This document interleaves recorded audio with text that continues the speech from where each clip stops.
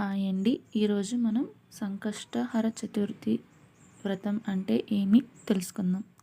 కార్తీక మాసంలో అన్నిటికంటే ముఖ్యమైనది సంకష్ట చతుర్థి. ఎవరు అయితే ఈరోజు పూజ చేస్తారో వాళ్ళకి అంతా మంచి జరుగుతుంది.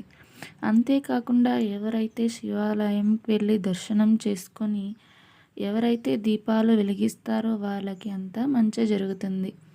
అనుకున్న పనులన్నీ జరుగుతాయి. అంతేకాకుండా మనం ఉపవాసం ఉండి ఆ రోజు పూజ చేసినట్లయితే మనం ఎన్ని దినాల నుంచి అనుకుంటున్న పనులన్నీ పూర్తి అవుతాయి. అవేంటో ఇప్పుడు తెలుసుకుందాం. మీరు మా వీడియోని ఫస్ట్ టైం చూస్తున్నట్లయితే వీడియో మీకు నచ్చినట్లయితే లైక్ చేయండి, షేర్ చేయండి, సబ్స్క్రైబ్ చేయండి. ఇప్పుడు మనం సంకష్ట చతుర్థిలో ఏ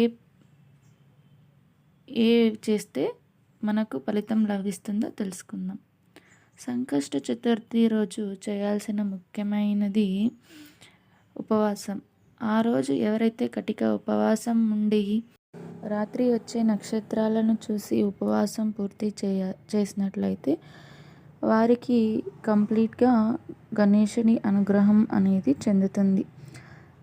దాని తర్వాత మనకు ముఖ్యమైనది ఏంటంటే కార్తీక మాసంలో వచ్చిన ఈ సంకష్ట చతుర్థి వ్రతం గణేశునికి ఎంతో ఇష్టమైనది.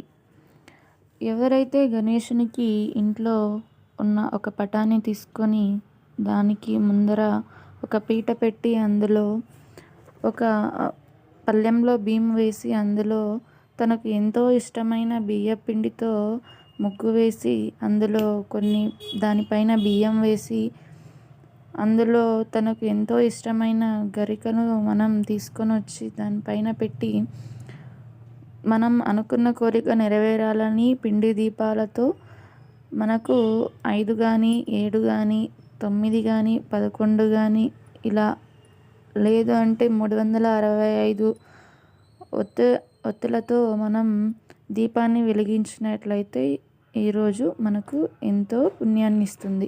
మనం ఎన్నో రోజుల నుంచి ఏ పని మనకు అవ్వట్లేదు అనుకుంటూ ఉంటాం.